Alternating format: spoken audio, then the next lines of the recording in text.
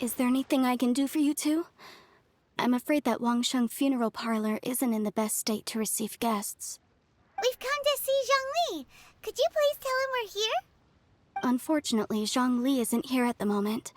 It seems he went to Northland Bank. Doesn't the Northland Bank belong to the Fatui? Last time we saw Zhongli was before we went to the Golden House. Do you think he doesn't know about the attack on Liyue? Visiting the Fatui at a time like this could only mean more trouble. We had better go and make sure that everything is okay.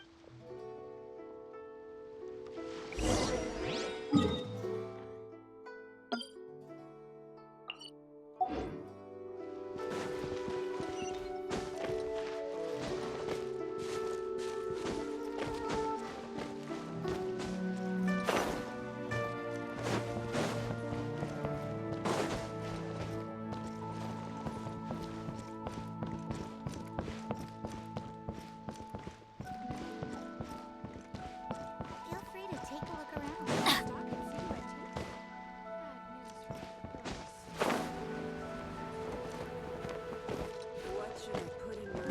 Off we go!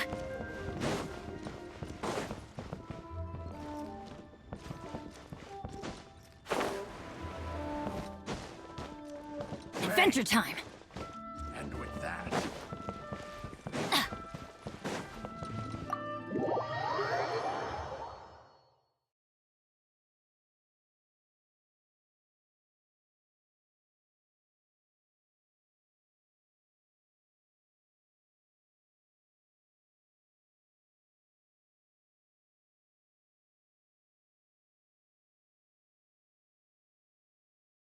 You call this cooperation between Harbingers?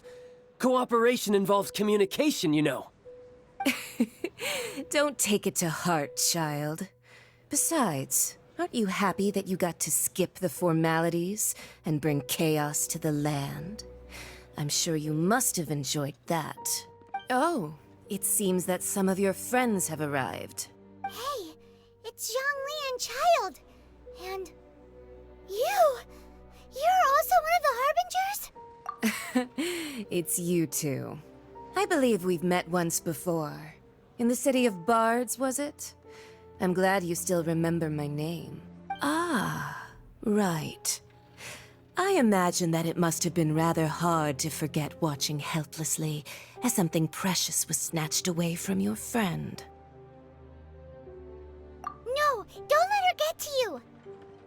You've yet to gather the powers of all 7 elements, and our last battle at the Golden House was almost more than you could handle. So it might be best to keep things peaceful this time, seeing that 2 of the Harbingers are here. Well, if it isn't you two. This is our first time seeing each other since Liyue was nearly wiped off the map. This is certainly a bit awkward, wouldn't you say? Paimon knew that we should never have trusted a Fatui Harbinger. Oh, now don't say that. Sure, I may have misled you, but I never had anything against you personally. Besides, I thought we were getting along quite well together, didn't you? Except for that little tussle we had at the end. Nothing personal. We just have different views, that's all. Of course, you may very well hold this against me, but that's up to you. The real deceivers here are Senora and Zhongli. Curse them for leading me on. So actually, I think... Stop wasting time, child. There'll be plenty of time to chat once I'm through here. You remember the agreement, Morax. Now, if you would be so kind. The Gnosis, please. What in the world are you talking about? the contract is fulfilled. That which thou seeketh is now bestowed unto thee. For my promise is solid as stone.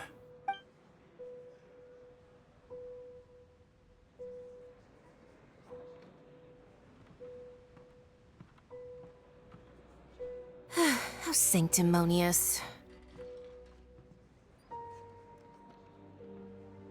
What? So you're the Lord of Chiao? No, wait! That's an exciting twist and all, but why give the Gnosis to the Fatui? I do not give it for free. I give it as agreed upon in the contract, for it is a matter solely between the Tsaritsa and I. Yeah, you don't think you went a little bit too far with that whole fake death thing? Everyone was preparing the ceremony for you, and splat! This big dragon falls out of the sky, and all of Lyric goes into an uproar. Talk about a Gathering all the forces that had been bubbling behind the scenes, and then stirring them together in a pot that was bound to boil. Wait, what? Perhaps it's best that I explain. As you know, I've dwelt upon this world for more than 6,000 years. It is now 3,700 years ago that I founded Liyue together with the Adepti. Even boulders that can withstand whirlpools will erode with the passing of time. I kept until one drizzly day. As I was strolling along the harbor, I heard a merchant tell one of his workers, "You finished your duties. Go ahead and call it a day." I stood motionless among the crowds, asking myself, have I already finished my duties? Oh, Zhongli. But as I began to consider relinquishing my divine role, I soon discovered that many reasons still remained to not hastily depart. Was Liyue, the city I had dwelt in for so long, already prepared to enter its next age? I decided that a test was needed in order to reveal the answer. So I feigned my own death, and gathered the cast of Childe, the Adepti, and the Liyue Qixing to play their roles together on the stage that was Liyue.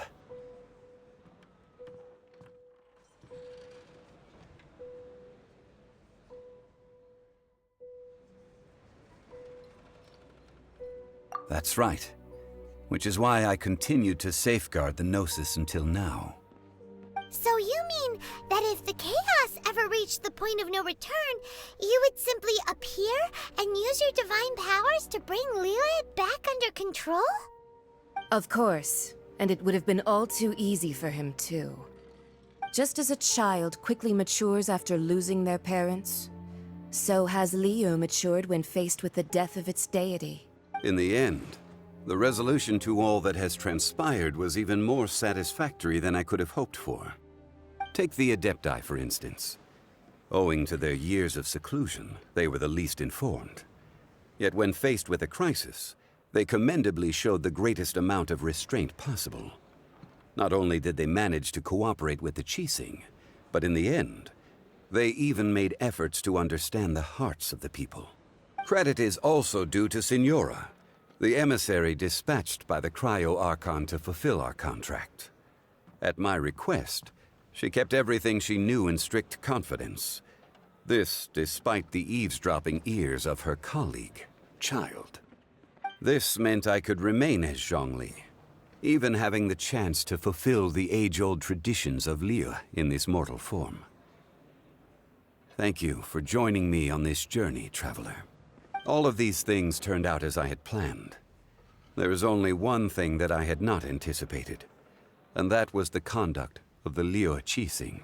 I had expected them to do no more than the Adepti, to come to the defense of Liyue. But when all was said and done, they seized the opportunity to supplant Liyue as divine protectors, and used the subsequent power vacuum left by my death to quickly gain complete control of Liyue. Huh? That doesn't sound good at all. On the contrary, I think it is excellent.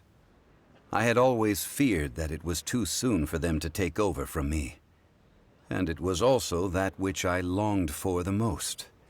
As such, this is the best parting gift anyone could have given this god of old. Hey, what about me?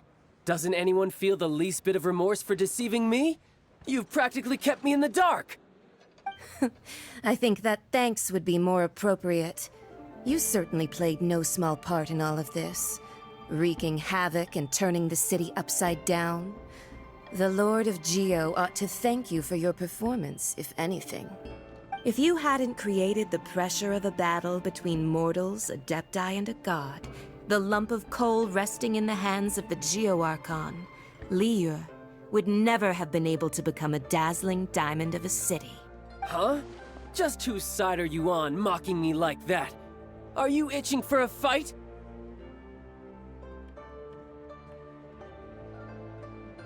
Hey, haven't you learned the Liyue saying, don't always call it as you see it? Well then, with the Gnosis in my possession, I have no use for such idle chatter. We should return to Zapoljarny Palace and seek an audience with Her Majesty, the Tsaritsa. Come, child. Fine. I'll meet you there later. I'm not sharing a boat with the likes of you. Do as you wish.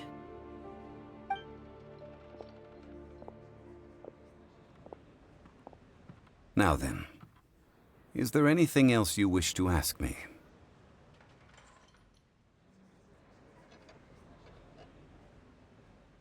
Right! As Zhongli always told us, a good trade is a fair trade. Paimon has no idea what could be a good trade for a Gnosis. Realistically speaking, there is no such thing. Huh? However, I am the god of contracts. For thousands of years, I have made countless contracts. If the deal was of no benefit, then I certainly would not be inclined to agree to it. My agreement with the Cryo-Archon will be the last of my contracts as the Geo-Archon. My contract to end all contracts. As for the bargaining chip that the Tsaritsa used to balance the scales, uncover that answer for yourself in your future journeys.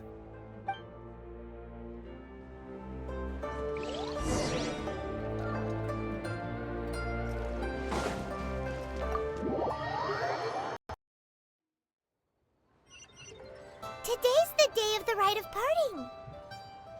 Although the star of the show is fake, we spent so much time trying to organize it, it would be a real shame not to go there now.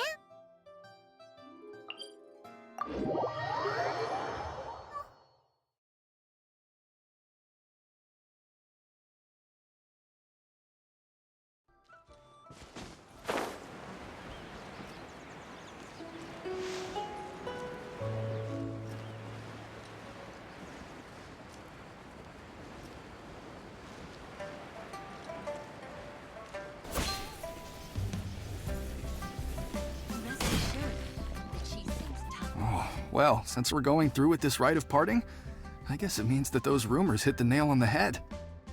So Rex Lapis is really... But they didn't catch the culprit, did they?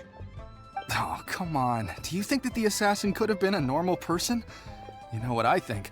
I don't think any of the gossip on the streets you hear from those shady types is worth anything. There's only one real possibility in my mind. I've heard that the assassin was that Fatui fellow. Youngish, pretty high in rank. I think they called him Child. The Fatui? They certainly are very suspicious. Who knows what those greedy, crooked folks... Shh! Lower your voice. If the Fatui catch you in their sights, Rex Lapis won't be around to protect you this time.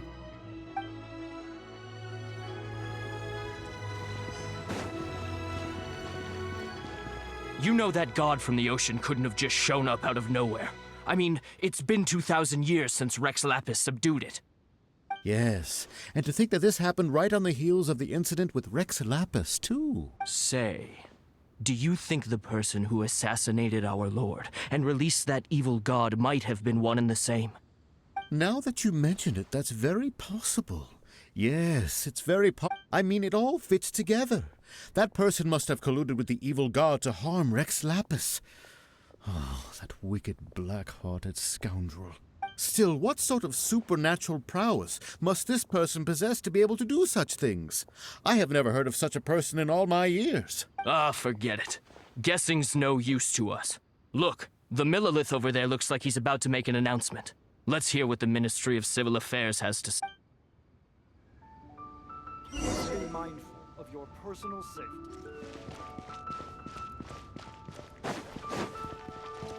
Adventure time! Hear ye all! The Qixing's words. Though a dragon soars ageless as the mountains, it too must return to dust. This is common knowledge. Gods and Adepti live glorious lives, but both light and shadow have their season. So too must they face divinely appointed trials. Rumors and hearsay abound on the streets that Rex Lapis was murdered. Now, let the truth be revealed. Having been thwarted in his trial, Rex Lapis's soul has recouped the celestial heights. He beseeches the people of Liyue to grieve not and to let not their hearts be saddened. Nor are they to believe street-born rumors or indulge in baseless speculation.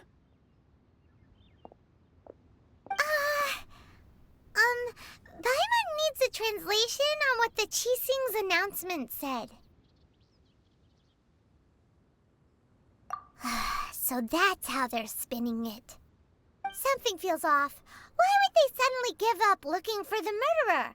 Not to mention how this excuse sounds like something they just made up on the spot. Could the Qixing already have known that Rex Lapis wasn't dead?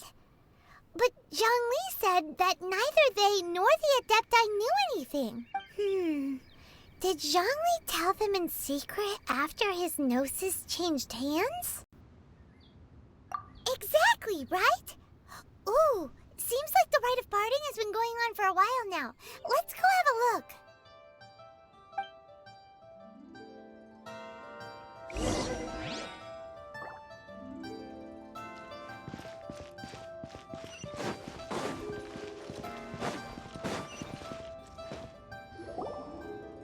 Look, it's Ningguang and Keqing. Are they saying something? Are their speeches over? As said previously, Rex Lapis's soul returning to the heavens is the end of the contract. And it is also the end of an era. 3,700 years of contracts burnt and reduced to ash. We, the people of Liyue, were indeed prosperous. But blinded by our prosperity, we forgot that time can be pitiless. The long, unending dream of our Archon walking among us. Now that we have awoken from our dream, we must learn to say farewell. Will you stand with us as we re-establish our contracts? As we build a new age of prosperity? So concludes the words of Her Eminence the Tianquan. Does Her Eminence the Yuheng have anything to add? Huh? Is she looking this way? Traveler. Yikes! She really is looking our way! Is that the traveler who they say defeated the ancient god? So young. The Liyue Qixing always repay their debts. And as you have heard, our eyes see far and our reach is long. Name your price. You deserve that much. Whoa.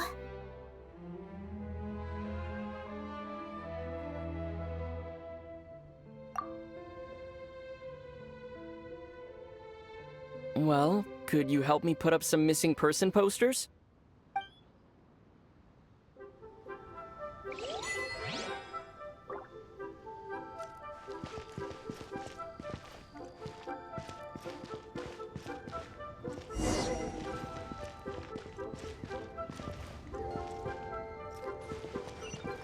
As for the mortal...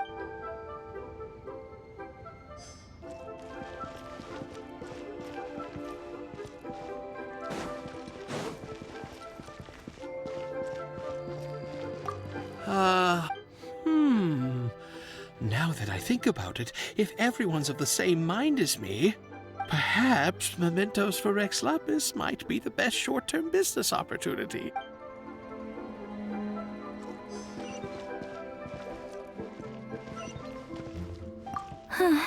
But it seems as if those perfumes really were meant to be offered to Rex Lapis. Well, that's fine.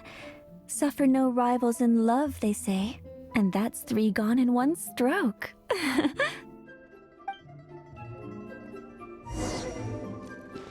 Off we go!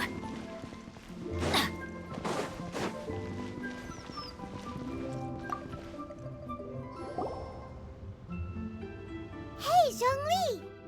Look at this! Everyone and Liyue is caught up in their emotions, thinking that they'll never see Rex Lapis again. And here you are looking all relaxed. Why would I not feel more at ease after laying down the burden I have borne for 3,700 years? Right. If the two of you can spare the time, I should treat you to a meal at the Xinye kiosk. Ha! That sounds like big talk, Zhongli. Paimon might have believed you if you were treating us to some third-round knockout, but you'd have to pay out your nose just to stand inside Xinye kiosk. Are you sure you can afford it? You're right. I do like the Mora.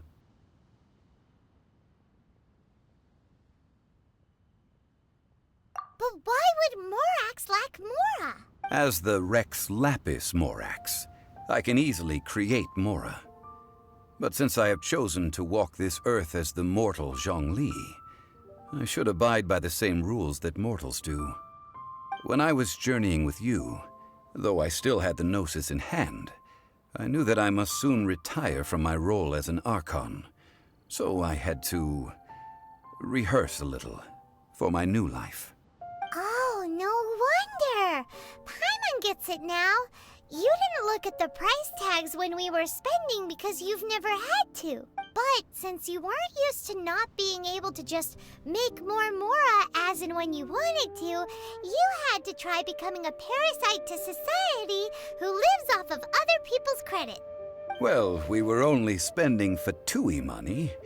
You don't have to say it like that. In the City of Commerce, we do not merely exchange money or goods. We also exchange knowledge, memories, and foresight, as well as positions, roles, and lives.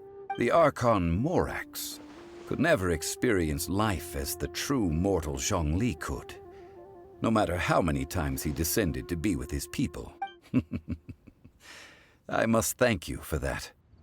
I will treasure the memories that I made as Zhongli, traveling the streets of Liyue with you. That is true. But there is no journey that does not end. No meetings without partings. Paimon thinks that we should make a move and continue our search for the Seven. I fear that continuing your journey may be difficult. The nation that neighbors Liyue by sea, Inazuma, the Electro-Archon Ball. And just as the people of Liyue preferred to call me Rex Lapis, she too goes by another name among locals in Inazuma. Paimon thinks we've heard that one before. Right? That is the case. And since Raiden is also the Shogun of Inazuma, people call her the Raiden Shogun. That said, though people at the wharf were saying that the situation in Inazuma is very tense, Paimon doesn't remember that always being the case. It wasn't that bad last year. Zhongli, since you're Rex Lapis, shouldn't you know something about what's happening there? Just how did Inazuma become a closed nation? It's because of visions. Visions? When faced with circumstances beyond their control, humans often bemoan their lack of power.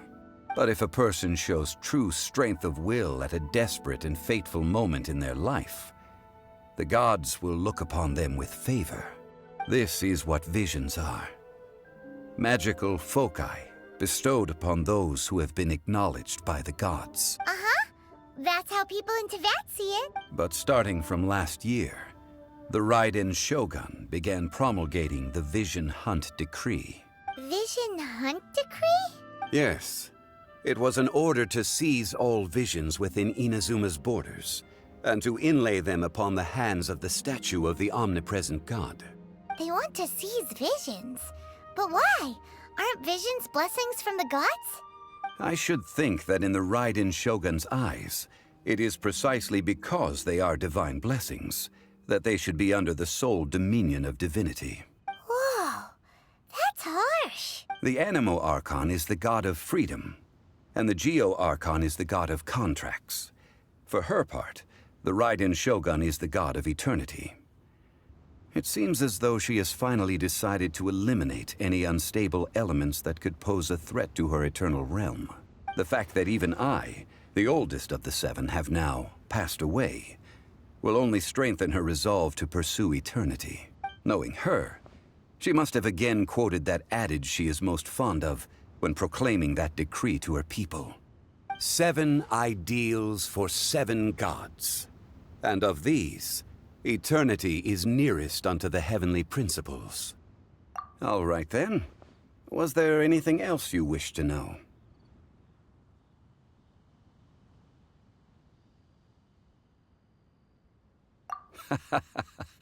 Ah, that was a good one. Failing a divine trial. How they came up with that excuse, I will never know. That said, the reason why the Qixing were so eager to resolve the incident and stop pursuing the culprit was indeed because they received news in secret that Rex Lapis was not dead. I hinted as much to the Adepti as well. How did I accomplish that, you ask? Have you ever heard of this particularly convenient Adepti art known as gifting dreams and visions? All right then. Was there anything else you wish to know? Well then, I suppose you'll have to find a way to get inside this closed nation. Have patience. I suspect that some serendipity must first come into play.